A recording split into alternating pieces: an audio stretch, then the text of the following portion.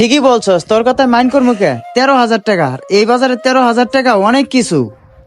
তোমার কথায় আমি অনেক খুশি হয়েছি। 12,000 না, তোমাকে 12,500 টাকা বেতন দিমু। যাও কাজ করো গা। জি মহাজন সাহেব, আপনার যেটা ভালো লাগবে ওইটাই করেন। এই নেন মহাজন সাহেব, আমি আজকেও আপনার জন্য মিষ্টি আনছি। কি দরকার ছিল প্রতিদিন মিষ্টি আনার? তুমি তো জানো আমার ডায়াবেটিস। আচ্ছা পরে খামুনি, যাও কাজ করো গা।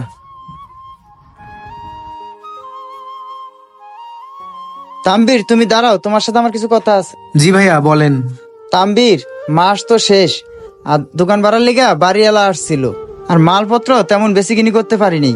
আর তোমাদের প্রোডাকশনও ভালো মতো হচ্ছে না। তোমার বেতন ওর বেতন এত কিছু আমি পুষাইতে পারতাছি না। তো আমি অনেক চিন্তা ভাবনা করে দেখলাম তোমাকে আর আমার লাগতেছে না। আরে ভাই, হঠাৎ এসব কি বলতেছে?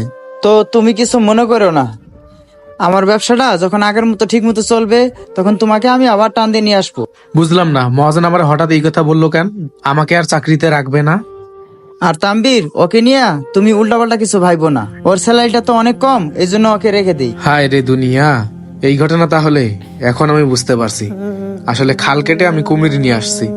ভাই, আপনি এ সময় না করলে কেমনে হয় ভাই? বাড়িতে আমার মা অসুস্থ, তার উপর আবার আমার কিস্তি আছে। এখন তো আমি অনেক বিপদে পড়ে যাবো। তাম্বির, তুই এক কাজ কর, তুই তো কাজ কাম পারসি, তুই অন্য জায়গায় একটা কাজ নি। বসে থাকলে তো তোর মার চিকিৎসা আর কিস্তির টাকা ম্যানেজ করতে পারবি না। জীবনের সবচেয়ে বড় ভুল করলাম, মানুষের উপকার করতে গিয়ে নিজেরই ক্ষতি হলো। আচ্ছা ঠিক আছে ভাই, ভালো থাকেন। আসলে এই দুনিয়ায় যেই মানুষগুলোর জন্য আপনি জীবন দিয়ে দিবেন, অথচ দিন শেষে ওই মানুষগুলাই আপনার সাথে বেইমানি করবে। আসলে এই সমাজের মানুষগুলো না বড়ই নিষ্ঠুর, সবাই শুধু নিজের চিন্তাটাই করে।